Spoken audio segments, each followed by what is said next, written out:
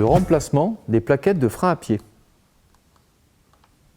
Tout d'abord, afin de vous indiquer comment déterminer si vos plaquettes sont usées ou non, nous avons pris soin de laisser une plaquette usée en place en comparaison d'une plaquette encore en bon état. Vous remarquerez que la plaquette qui a subi une usure importante et qui arrive donc bientôt à sa fin, sa semelle métallique est très proche du disque, alors que la plaquette en bon état, vous avez une semelle métallique éloignée du disque.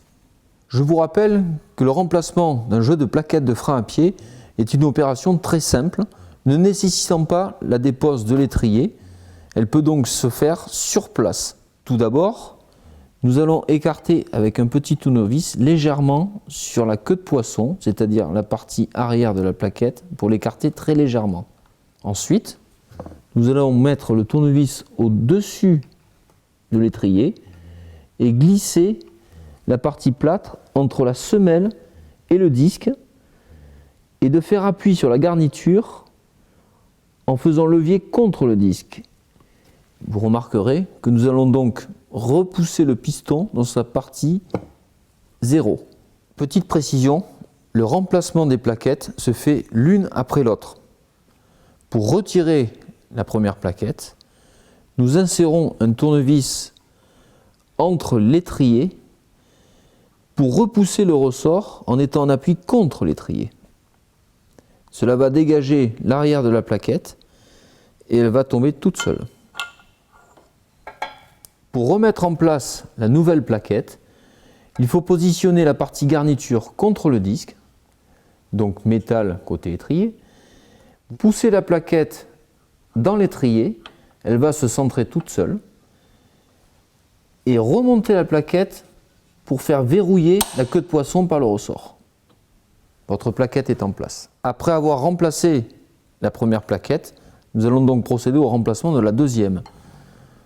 Même opération, décoller la semelle du disque légèrement et dans le sommet de l'étrier, repousser complètement le piston de la même manière. Même opération, nous allons décrocher le ressort de maintien de la queue de poisson en prenant appui contre l'étrier. La plaquette va tomber toute seule.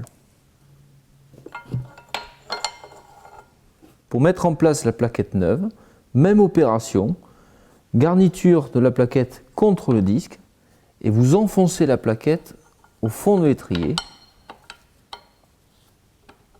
et vous la remontez pour la verrouiller. La plaquette est en place. Afin de vous faire mieux comprendre ce qu'il se passe dans l'étrier lorsque vous réenclenchez une plaquette neuve, nous avons pris soin de démonter un demi-étrier. Vous remarquerez d'ailleurs le piston qui est rentré à fond, sa position 0. Et ça va vous permettre de mieux comprendre comment le centrage de la plaquette s'effectue au sein de votre étrier. Vous poussez, vous la levez, elle se cale au fond, et puis vous allez la clipser en haut contre le ressort d'arrêt qui va se situer à ce niveau-là. Il est indispensable de bien vérifier que le ressort bloque bien la queue de poisson contre l'étrier. Le ressort est l'unique moyen de verrouillage de votre plaquette. L'opération sera identique pour l'étrier opposé et vous avez remarqué que nous avons bien procédé à un remplacement plaquette par plaquette. Attention, nous vous rappelons qu'avant de réutiliser votre véhicule, il est indispensable de remettre en pression le circuit de freinage.